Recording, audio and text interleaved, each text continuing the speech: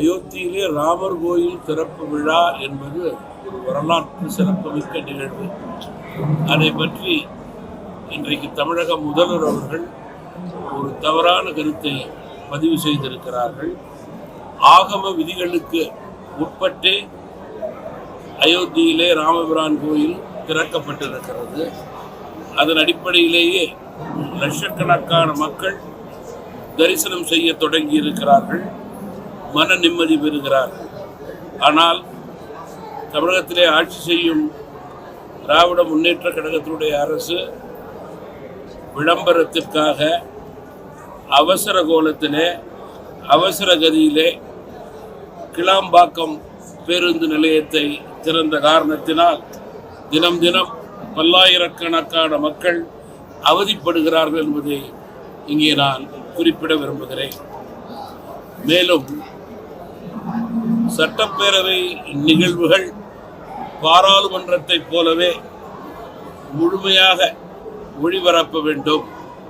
சட்டப்பேரவையிலே அரசு அமைச்சருடைய செயல்பாடுகளை மக்கள் தெரிந்து அறிந்து புரிந்து அதற்கேற்றவாறு வாக்குகளை தேர்தலில் அளிப்பதற்கு ஏதுவாக இருக்கும் என்பது என்னுடைய கருத்து.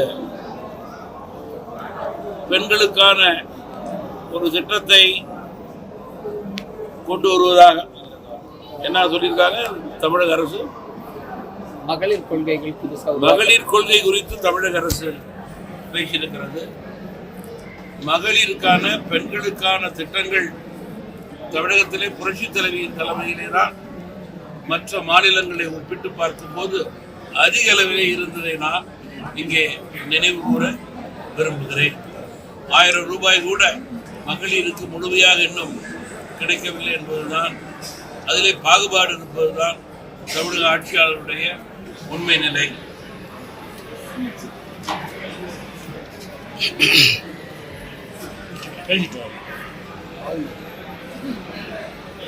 ஆளுநரோட செயல்பாடுகள் அரசியல் செய்வதா இருக்கு அப்படின்னு குற்றச்சாட்டு இருக்கு தமிழ்நாட்டில்.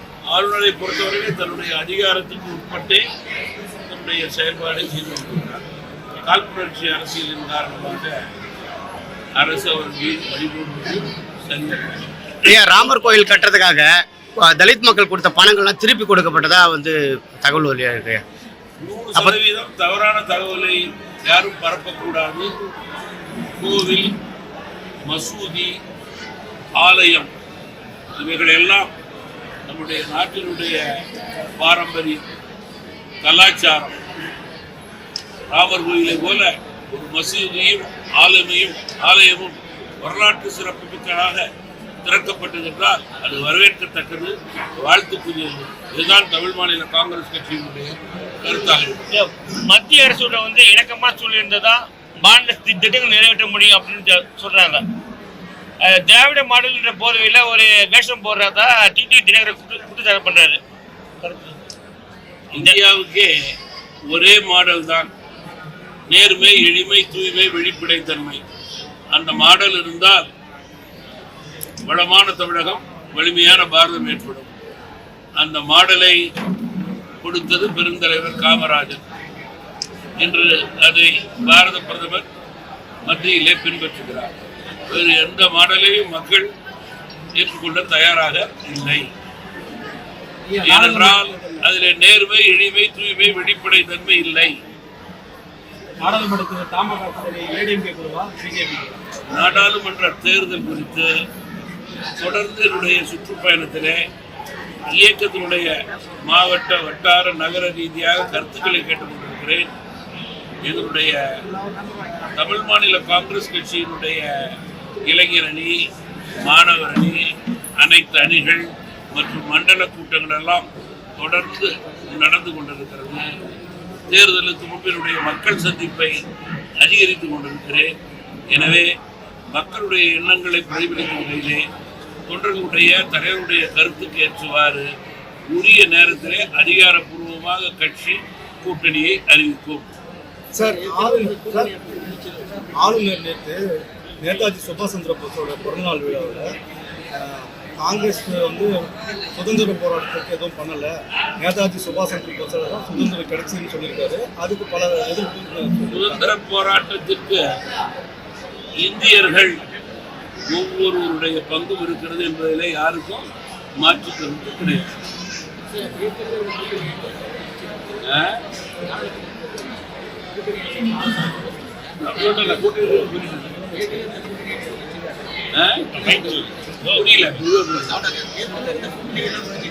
சேர்த்து போடு. கூட்டணியில் வந்து தமிழகத்திலே வந்து எந்த கட்சியும் அதிகாரப்பூர்வமாக அறிவிக்கவில்லை.